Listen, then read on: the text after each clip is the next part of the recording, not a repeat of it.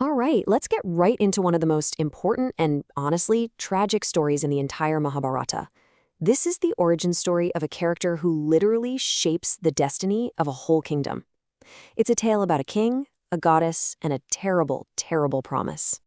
But before we even get to the king, we have to start with the central, horrifying question of this whole story.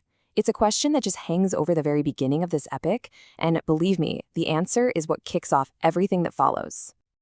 So where does it all begin? Well, like so many great tales, it starts with a fateful meeting on the banks of a river. Picture this, the great King Shantanu of the Kuru dynasty is just taking a walk along the river Ganga, and then he sees her, a woman so stunningly beautiful it completely stops him in his tracks. He was just totally captivated.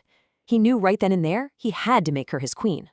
So he walks right up to her and proposes, and she agrees.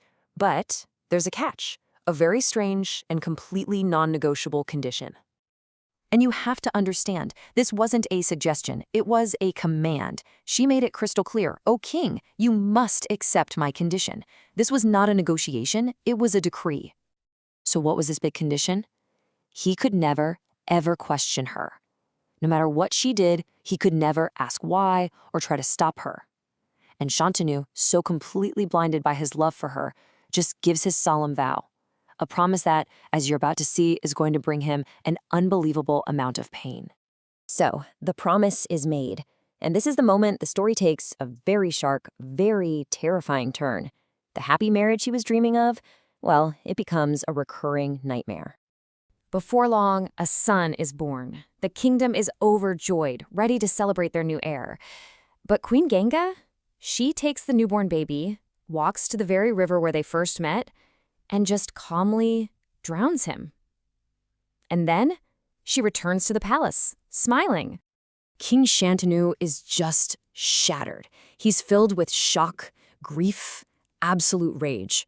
But he's bound by that promise. He gave his word that he would never question her. So he has to suffer in complete and total silence. And this unthinkable tragedy happens again and again. A second son is born and drowned. Then a third, a fourth.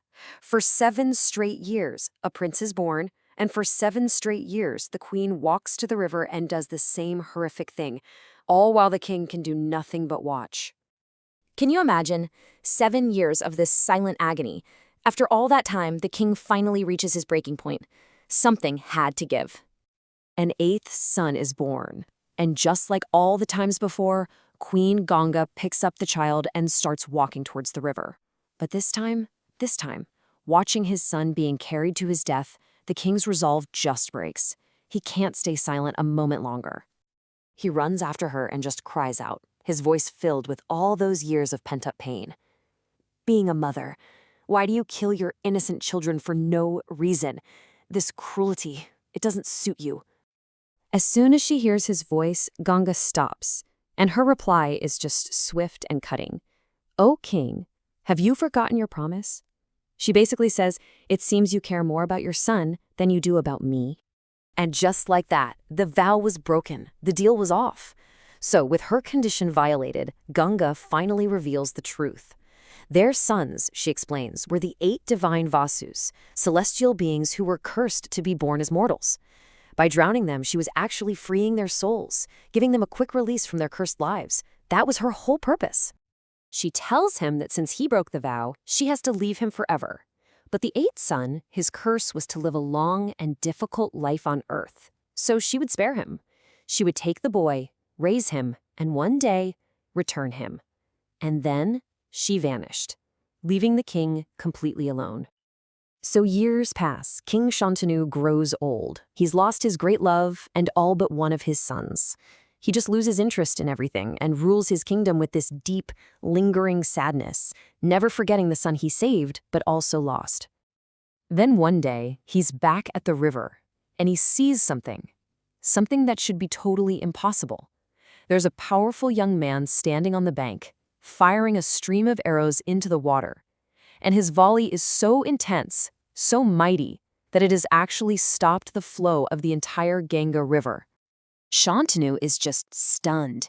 And right at that moment, Ganga appears before him again. She calls to the young man, then turns to the king and says, "Do you recognize him? This is your 8th son, Devavrata.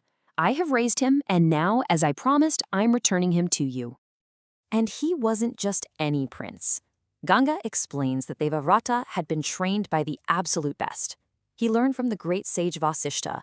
His knowledge of scriptures could rival Shukracharya. And in battle, his skill could match the legendary Parashurama. He was a perfect warrior, scholar, and statesman. The whole package. This was the son Shantanu had saved, the boy who was destined to live out that long, hard life on earth. And this prince, Devavrata, would later take a terrible vow of his own and become known to the world as the great, the unwavering, and ultimately, the tragic Bhishma Pitamah. And that leaves us with one final epic question. By breaking his promise to save one child, Shantanu gave his kingdom its greatest protector. But in doing so, did he also accidentally set in motion the chain of events that would lead to the catastrophic Kurukshetra war? It's a heck of a thing to think about.